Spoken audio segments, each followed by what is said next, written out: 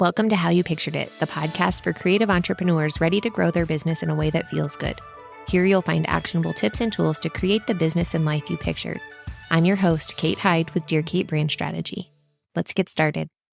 Welcome back to How You Pictured It. Today we are wrapping up our 4-part series all about websites, and we're talking about how our website fits into our marketing puzzle. If you've missed the other episodes, first we talked about why your website matters and how your website helps your business grow. In the second episode, we talked about how to get a strategic website between DIY, custom sites, and template customization. We walked through all of those options with their pricing and their time commitments, and just discussed how to decide which is the right choice for you.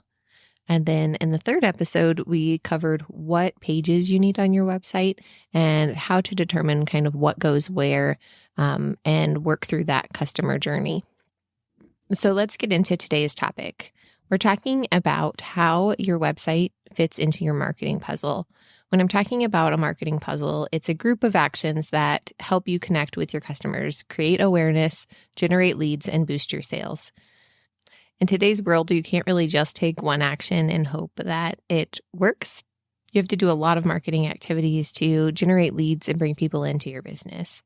Some of those marketing activities are things like posting to social media, using live video, YouTube, podcasting, networking in person, email marketing, paid advertising, and then, of course, your website as well. So how do we fit this puzzle together? How do we figure out where each piece goes? I like to think of your website as the picture on the box of your puzzle. It's that thing that you reference as you build the puzzle and put together all of the pieces. It's kind of where everything leads back to. It's the big picture. Let's get into this a little bit more and I'll explain what I mean. So when you're doing all of these other marketing activities, you're posting to your Instagram or your TikTok, you're using YouTube to create longer form content, or maybe just using YouTube Shorts. You've got a podcast or you're sending emails. All of that has to come from somewhere, right? Like you have to have kind of a core piece that those things build from. When you've got a great strategic website and you've put the time and the effort into kind of building your brand and building your brand messaging with your website, all of those other things become so much easier. You've got, again, that picture on the box. You know what things need to look like as you put them together. So as you're creating content, you've got that core message already ready to go, and you've got the visuals. You know exactly what everything needs to look like to create those things and create a cohesive experience for anyone that finds you at any point along all of those marketing activities. That cohesive experience and consistency from one platform to the other creates credibility and trust in your audience. It also creates recognition. So when you share something, it's easy for someone to realize, hey, I know who's posting this. I recognize this person. I trust them. I like them. And typically they'll be more likely to buy with those know, like, and trust factors knocked off the list. So why is it important to have our website be that core piece? Why do we want all roads to lead back to our website? Well, you've probably heard it all before, but your website is the place that you own on the internet. Instagram, TikTok, any of those platforms could go away at any time and you could lose that audience that you feel like you've been building. When you've got a website and an email list, highly recommend that as well. You're building your authority and your credibility in a place that you have control over. And like we talked about in the first episode of this series, Google leads are more qualified leads.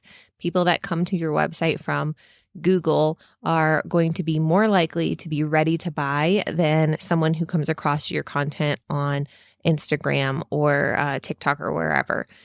People on Google are searching for your services and they find your website there. I also like to use your website as the center of this cohesive brand message and strategy because it's a bigger platform. It's a place where you can really get out all of your ideas, all of your thoughts, and build a client journey from start to finish to understand exactly everything that someone needs to know before they book with you. Then when you're going to post on Instagram or wherever, you have like that, again, that picture on the box. You can go back to your website and take pieces and parts of your website and see what things you can create content for that relate back to your website.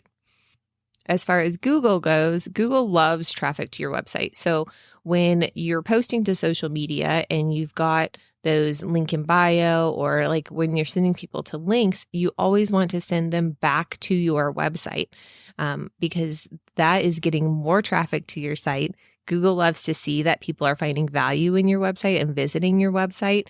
So when you're using your link in bio and pointing it back to your website, and they're getting the content that you promised from Instagram or wherever back on your website, Google loves to see that, and it helps increase your ranking and your SEO on your site. So that means that you'll show up in search results more likely on Google when you're using those things. And again, then you'll be getting more of those good, warm, qualified leads.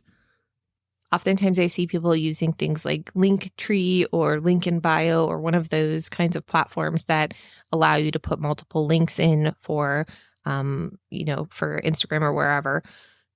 And I highly recommend instead building that page on your own website. You can have something that looks very similar, that's a list of different links, but have it, of course, branded, matching your brand messaging, and then also being directly on your website at your URL instead of sending them to another site and then maybe back to your website.